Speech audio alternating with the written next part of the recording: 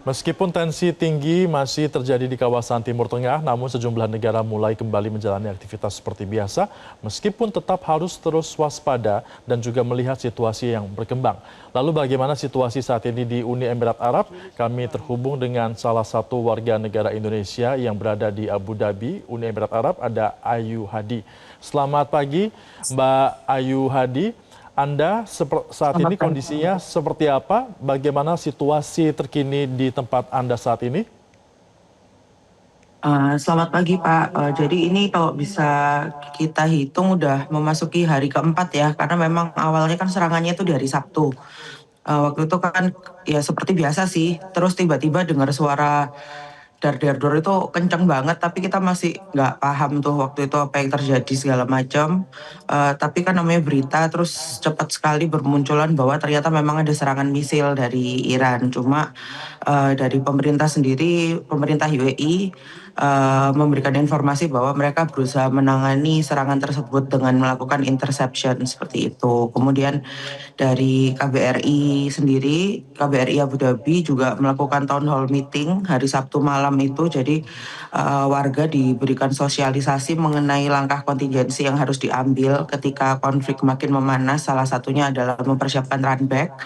Jadi kita sebagai warga di sini sudah terbiasa untuk mengikuti arahan baik dari pemerintah UAE ataupun pemerintah Indonesia melalui KBRI. Dan dari pemerintah sendiri kita diarahkan kalau tidak ada kepentingan yang esensial untuk tetap stay di rumah karena debrisnya itu serpihan misilnya itu bisa membahayakan.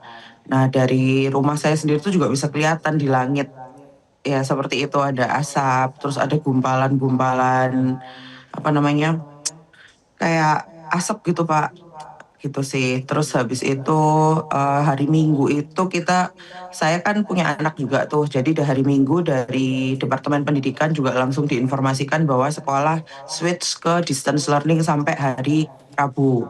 Seperti itu. Tapi tadi malam saya barusan dapat informasi juga dari sekolah bahwa distance learning akan diperpanjang sampai hari Jumat.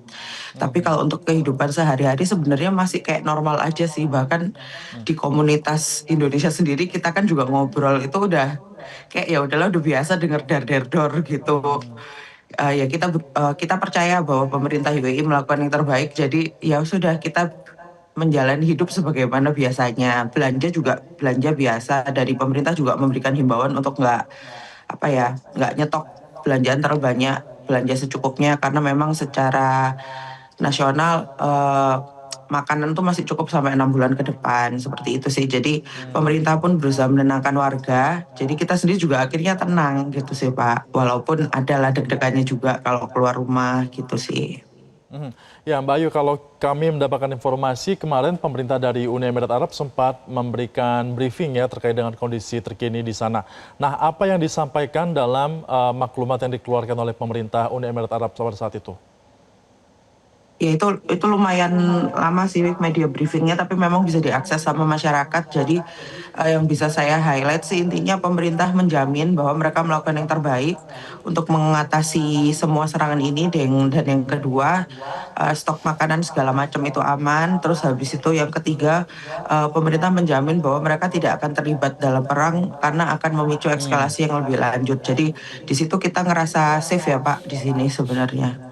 Berarti pemerintah menjamin tidak akan terlibat perang ya untuk Uni Emirat Arab ya. Lalu bagaimana dengan KBRI sendiri? Nah, Apakah ada komunikasi langsung untuk mendata mungkin para WNI di sana dan juga memberikan perlindungan jika ada hal-hal yang tidak diinginkan? iya dari KBRI sendiri saya juga terharu ya Pak, langsung tanggap gitu loh, begitu Sabtu siang ada serangan, Sabtu jam 9 malam itu KBRI langsung mengadakan town hall meeting.